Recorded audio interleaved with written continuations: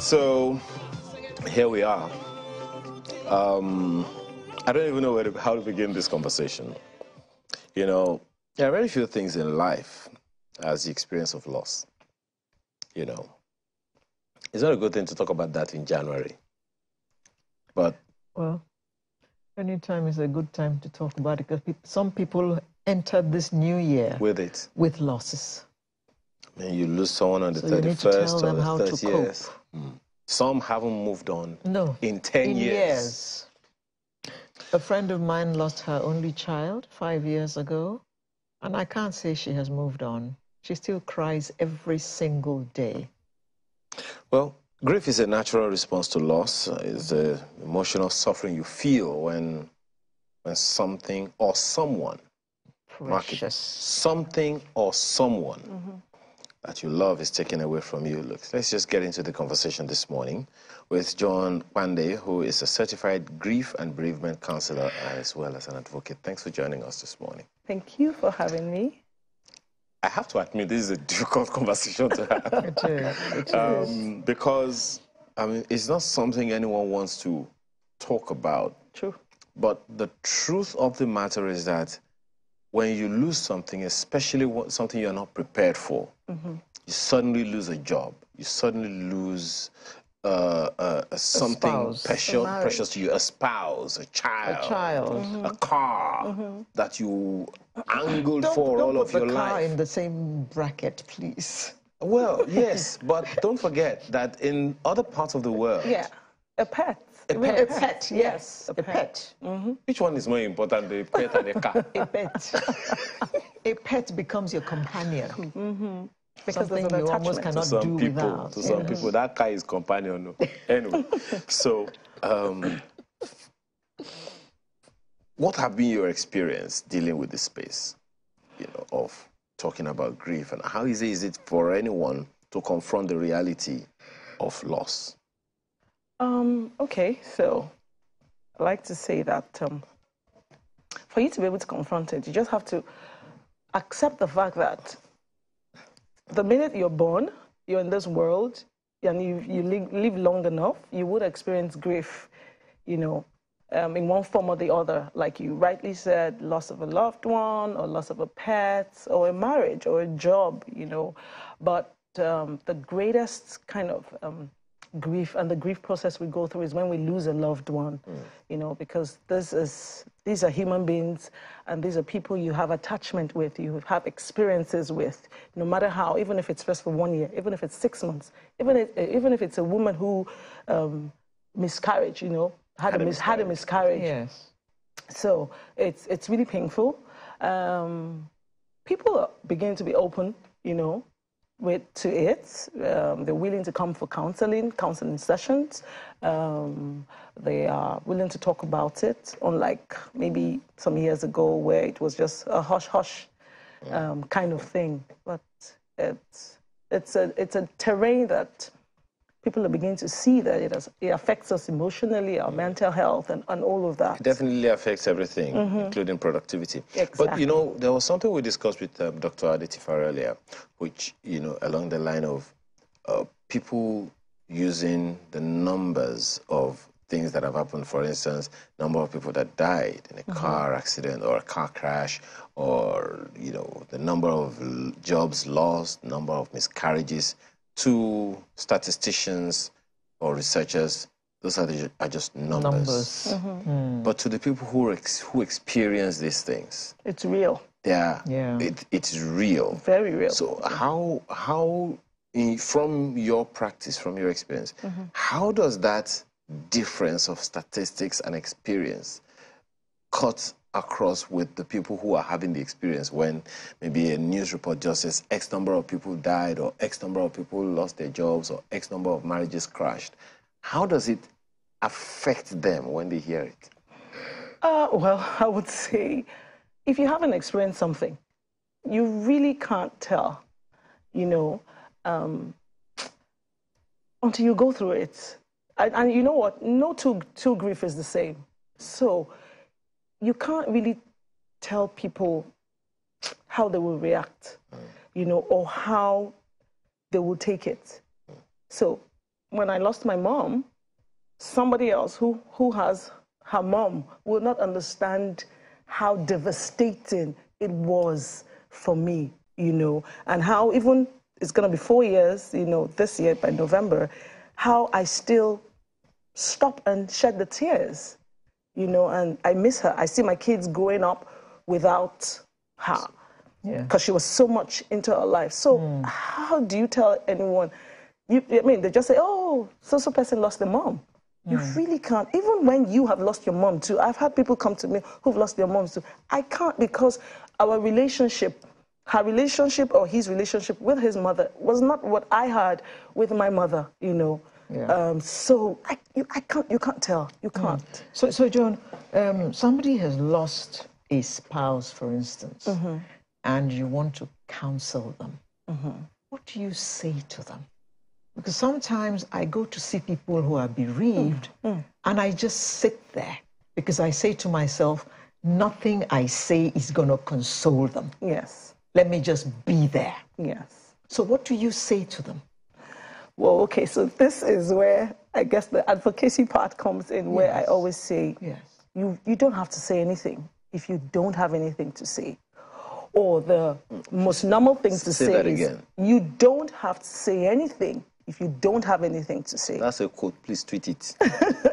You don't have to say anything if you don't have anything to say. So your silence speaks volume. And if you must say anything, I am so sorry for your loss. You can say, I can't even begin to imagine what you're going through. Please and please, I know some people might, I'm shaking tables, don't say it is well. Because you know what? I understand the fact, what they're trying to say. But it is not well. It is not well. No. I have just lost my husband. Yes. Or I've just lost a child. Or I've just lost my mother or my father. It is not well. Don't tell me it is well. Even though I understand the import, because where you're trying to borrow it from, it was the person who was going through it that said it is well, not the well-wisher, I mean the sympathizers. Yes. Not so. Don't say things like, oh, your child or your husband is now an angel in heaven. Like, really? So God is now lacking angels. Is my husband he has to take, or my child? Yeah, because we see a lot of people, you know, they lack grief etiquette. So just be quiet. You just don't have to say anything. Grief etiquette. Yes, that's what is called grief etiquette. Okay, look, we had a lady here who lost her only child. And she came to tell us about the advocacy group that she had formed, because this was her only child.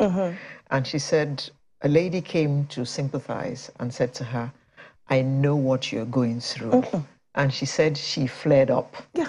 And said, you don't know what I'm going through. Have you ever lost an only child? Exactly. True, true. And my heart went out to her. Yes. You can't know what someone who has lost an only child has gone through. Except you have lost an only child. Only child, exactly. So, exactly. Words like, I know or understand. No, you don't. Like I gave the earlier scenario. When my mom passed, you know, it's very close to her. And all of that. And then your mom passes. Maybe you were not close with her. So you can't understand because the relationship is very different. Okay, so just being there is just enough. Being there. Just sit with the person. Yes, sit with the person. If the person, because you have different kind of grievers. So, I mean, we're all different with our personalities. So you have about 16 personalities. But in that 16 personalities, you have, each is either you're extroverted or you're introverted. So you have the intuitive grievers and you have the instrumental grievers. So the intuitive grievers, they express their grief through their feelings intensely, you know, so they're crying, they talk about it, they mourn, you know, mourning is an outward expression of your grief. So they're talking about it. So if you have people like that, and so you could come in and they're the ones telling you, it's as well, you know, it's okay. I mean, he's gone. I mean, that's life. Suck it up. Yeah, I mean, they are the ones telling you, don't cry. So fine. I mean, you can see that they're willing to talk about it. And then you have the instrumental grievers who don't, they think through their grief. They feel their grief through thinking, you know. So they don't want to talk about it. You don't go to such a person and you're pressing. So what happened? Really? You're there's like kind of like an irritation. You know, you're intruding into the person's space. The person is trying to think through what they have just experienced. Okay, so there are two categories of people now. The mourners, or those who are going through the grief, and the consolers. I don't know what you call them professionally. So speak to the people who are affected directly by these things. You have said that we differ. Even if it's the same thing that happened to the individuals or 10 individuals, there are 10 different reactions. Yes, exactly. But there has to be some kind of traces or some pattern of what happens when one experiences a grief. Whether you are prepared for it, maybe there was a long-term illness, or a sudden bereavement. Yes. Or whether you knew that there was going to be a job loss, the company has been telling you are going to downsize, or all of a sudden you just go to the office on Monday morning and you get a letter. You know, what's the pattern that people usually go through that they may or may not even know that they are in that? They're in it. Okay, so you have the grief is a psychological, issue. It affects your emotions, your mind, and all of that. So of course you go through shock and disbelief, that this happened, even when the person has been ill for a while. We're never prepared for death, and the human mind can't really grapple around the finality of death. Like, I would never see this person again and all of that. Then you have, anger,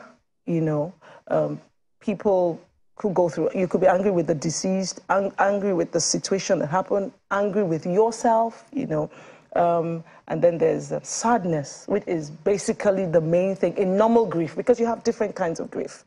So we're talking about normal grief here now. So you have sadness. So you are sad, moody, and you're just not joyous. And then insomnia, some people experience insomnia. Yeah. There's fatigue, those are now talking about the physical expressions of grief trapped in your bodies. You can have IBS, which is irritable bowel syndrome, headaches, tight jaws, dry mouth, aches and pains, Can grief plunge one into depression? Yes, if not properly treated or looked into. Yes, it can become complicated grief, which is prolonged. Yes, and then you can get into depression, clinical depression, because there's also depression in grief. Yes, but clinical, you can actually move into clinical depression where you're now prescribed medication. You mentioned grief etiquette the other time. Tell us more about that. Okay, so what is etiquette? It's just basically how to behave, in a situation. So grief etiquette is what to say or what not to say, or what to do and what not to do when people are grieving. So please, you don't tell people how to grieve, when to grieve, where to grieve, because grieving is very individualistic, is unique. There's no one size fits all in the area of grief. There's no timeline to grief. So you don't tell someone, it's been 5 years, you should move on. And even in grief, there's no word like move on. You move forward with your life. You incorporate your grief into your life, because your joy and your grief will continually coexist till you also leave this earth. So you see people say things like, you can have another child. You're young, you can have another child, or you can remarry. Or you tell the man, maybe who has lost his wife, you say, it's 1 year since your wife passed. Why are you not thinking of marrying somebody else? So that's just what grief etiquette is. You don't tell people, is what to do and how to behave around people. Is that why, my apologies for butting in, is that why some people in grief don't want visitors? Yes, sometimes, yes. They just want their space. It's not like they don't want visitors. They are not ready yet to have all those questions bombarding them. Because, you know, I guess in this part of, or maybe Lagos, Nigeria, silence is not a common thing that we're comfortable with. So I can't come in here to your house and just be quiet. You can't. It's weird. So when somebody's grieving, you'd best just come in and be quiet. But we're not comfortable with that, you know. So you're like, how can I be quiet? What do I say? And all I must say something. So sometimes some people don't even want guests. They're still processing. I mean, when I lost my mom, I was talking like that was the way I could express myself. I could, as I talked about it with any and everybody. I didn't care if something, you know, I would bring it in some way or the other. And that was how I was able to process what I'd gone through, understand it, and come to accept it, that this is my norm, you know, now. How significantly does an experience of grief affect a human being's lifestyle? Okay, so when you experience the loss of a loved one, there is, like when we had COVID, so you had yourself before the loss and yourself after the loss. You would never get back to that person that you were before the loss. You just have to be able to, you know, move forward, create, and begin to create new memories. Now, this can affect you socially. Some people withdraw from other people. It's not advisable to. Maybe for some time you might, you know. Some people trust. It affects their level of trust. Trust even in God. Trust in, because one of the fear is one of the things you experience you go through when you experience a loss. Fear just comes on you. You know, you're afraid of your own death and, you know, and things like that. Anybody around you, my kids, they shouldn't go. They might die. They might have an accident. So, trust. You know, the trust is affected. Some people, anxiety takes over. So every little thing, they're anxious. They either want to quickly get through with, I don't have enough time. You know, sometimes when the fear comes in, creeps in, I don't have enough time. This person just passed in front of me, you know. But they're all part of the symptoms. It will wane gradually if you process the grief in the right way. Okay. Talking about that, exactly the next question. What is the right way to grieve? There are many, many people who have taken certain actions, like, for instance, loss of a spouse. Next thing, I just want to get married because I don't want to feel the loss for too long. And before you know what is happening, it's worse. Because, I mean, you are almost like trying to project the previous relationship on this new one. So what is the right way to grieve? Okay, I must say something. There's no right or wrong way to grieve as an individual. But there are right things to do. Okay, so, and which is process acknowledge it, you know, and then process your grief. Give yourself time. How do you process it? Many people just continue to blame themselves.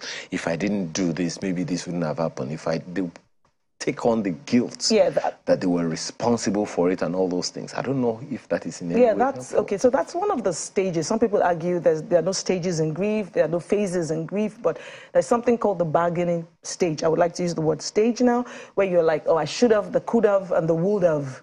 If I was there, I should have done this, I would have done that, you know. But it's normal. That response is normal, the blame. But you can't keep blaming yourself for 10 years. For years. You can't go that route. You're going to do more damage to yourself, you know, than repair, if I may say. So just give yourself, some benevolence, if I may say, you know, just even if it was your fault. So maybe the person was telling you, I'm having a tummy ache, and you didn't take the person to the hospital. And in time, you know, it's happened. You know, you can't kill yourself because of that. So give yourself some time. Please process. get a right support system. And support system could be family, could be friends, could be colleagues. Anyone who has a listening ear is very important in grief, in the grieving process. A listening ear than a talking mouth, you know, and all of that. So, and then you can, what else? Talking, you know, is very therapeutic. So you can get a professional, and that's where professionals come in. If you don't have, some people say, I don't have a family, I don't have a support system. Your counselor or your therapist could be a support system that would help you see things in the right perspective. You know, some people, in trying to deal with grief, they just, as you said, want to talk. Sometimes they just want to put it on social media, type it on Twitter, okay, this has happened to me, or this is happening to me. And you get all kinds of responses, yes. all shades and types of comments, some encouraging, some discouraging. Some people would take brutish actions as a result of some of those comments. Are there things to avoid in the process? You know, because of the overwhelming feeling we go through, when we go through grief, we just want to let it out. Like, if I could just do something to take this pain, excruciating pain away. Well, I wouldn't say don't put on social media if you want to, because, you know, if you feel comfortable. But what I would say is be ready. Are you psychologically For what's coming for back. what's coming back, you know, because some people would blame you, you know. Some people would say things that you would regret. So you have to weigh your pros and cons before you do that. But I have seen where it is worked. People have built communities, you know, out of it. I mean, because I also do an online talk show where I bring in people who have lost loved ones and they share their story. And there's a lady who have built a community for women who have lost their spouses, and she's reaching out to them, even though I've seen some very rude comments from even fellow women. And I had to go and check. I'm like, oh, okay, you still have a spouse. That's why you're still talking like this, you know? Yeah, so. Okay, so, well, we've spoken about the person grieving. Okay. Now, let's talk about, what's those other people called? Those people who console. The comforters. The comforters. Or consolers, whatever you want to call them. Now, you've spoken to them in a little bit, spoken about, you know, grief etiquette and things they should do, things they shouldn't do, and all of those things. But there are some impersonal conduits like that, such as the social media, you know, thing that we talked about. Sometimes some people want to let out what's going on with them by reacting to what someone else is posting on social media about their personal lives. There are those who have read what was written on them on social media, about them on social media, and they have gone ahead and committed suicide. This is not unknown to you. I mean, you know all these things. So if you counsel social consolers, I'm just coming up with all kinds of if you counsel them now about helping people deal with whatever it is that they're going through, not just because grief is grief, irrespective of whatever what it is, exactly. the situation is, what would you tell them? Be kind. Please be kind. Be kind with your words, because people are going through a lot, you know. Always put yourself in. When people put out things, try and understand where they're coming from. Even if it irks you, you really don't like it, you know, but try and understand the other person. That way you'll be more empathetic with, you know, what they're doing, you know, and you'll be more compassionate. And even your reply could even change their perspective, rather than just drive the nail into the coffin and, you know, because our words are very powerful. So if somebody is maybe experiencing, say, loss of a spouse or a child, you know, and you come up with all sorts of things. I've seen people, if you were there earlier, your husband would not have died. Family people saying that, like the person is a god. You know, this person can just fly off the handle and say, you know what, there's no need for life. Okay, we have a minute. I'd like you to look into that camera and speak to someone who has lost a very precious person to them, loss of a child, whether it could be a couple watching right now, could be a married person watching right now. What would you say to them now as by way of a first step or something that can console them now? Okay, so I would say, first and foremost, I would say I am so sorry for your loss. I can't even begin to imagine what you're going through, but if you take it one day at a time, you will be able to pull through. You will come out of it, you know. Just don't keep it all to yourself. Reach out, you know, to people. There are people around you. Even sometimes it could be just a colleague who has a listening ear, which is very important. And just let out. If you need to cry, cry. If you need to journal, journal. If you need to take a walk in nature, you know, just to clear your head, do that. Self-care is very important at this time in your life because you need to take care of the physical to be able to take care of the emotional. Well, I'm not consoling myself right now, but, you know, it's because a really difficult conversation to have, but we'll definitely have you back. We've talked about lots of people, but maybe some other time, how do we deal with some things that we don't want to deal with? Loss of my earring or something like that. John Pandey, certified grief and bereavement counselor, as well as an advocate. Thank you so much for your time this morning. Thank you for having me. Truly appreciate you being here. Pleasure.